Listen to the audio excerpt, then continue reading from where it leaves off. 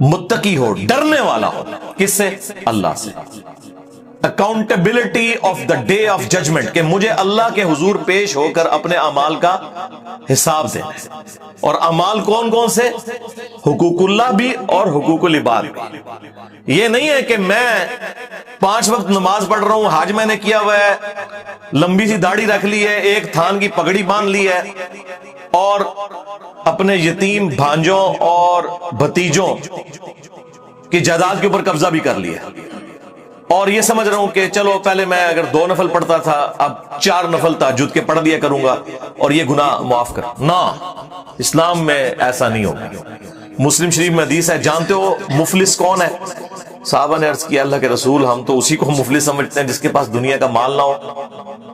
آپ صلی اللہ علیہ وآلہ وسلم نے فرمایا میری امت کا مفلس وہ ہے جو پہاڑوں کے برابر نیکیاں لے کر آیا قیامت والے دن، نماز، روزہ، حج، زکات، ایک ایک نیکی رسول اللہ نے گنوائی صلی اللہ علیہ وآلہ وسلم، لیکن اس حال میں آیا کہ دنیا میں کسی کو مارا، کسی کو پیٹا، کسی کا خون بہایا، کسی کو دھمکی دی،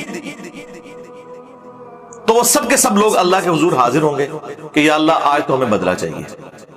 اللہ تعالیٰ فرمائے گا آج کے دن کی جو نیکیاں ہیں نا وہی ہے کرنسی آج، تو اس کی نیکیاں لے جاؤ.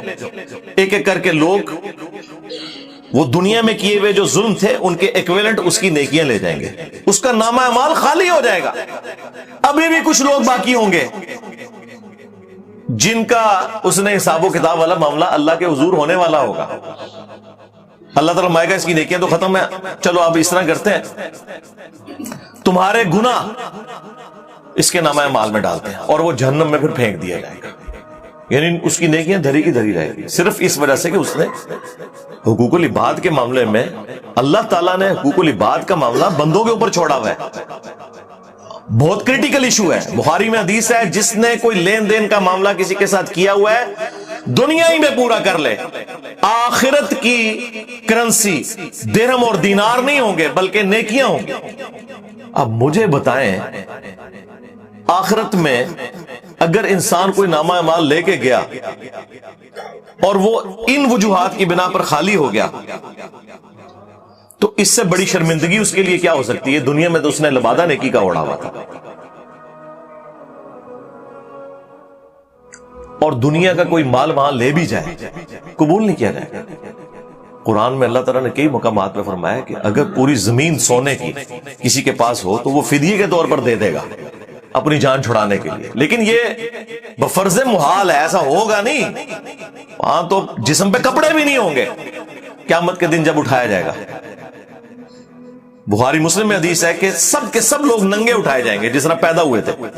سب سے پہلے ابراہیم علیہ السلام کو لباس پہنایا جائے گا، صرف انبیاء کا پروٹوکول ہوگا کہ انہیں لباس پہنایا جائے گا، ادروائز باقی سب کے سب لوگ ننگے ہوں گے. تو صحابہ نے عرض کی کہ اللہ کے رسول لوگ ایک دوسرے کو اس طرح دیکھ رہے ہوں گے، تو رسول اللہ نے فرمایا وہ دن اس سے زیادہ سخت ہوگا کہ کوئی شخص کسی کی طرف دیکھے، اسے تو اپنی فکر پڑی ہوئی ہوگی. اللہم اجرنا من النار، اللہم اجرنا من النار، آمین. اللہم حاسبنا حسابا یسیرا، آمین. خیر اس کے اوپر تو اب گھنٹوں بولا جا سکتا ہے، یہ تو ٹاپک ہی ایک ایسا ہے.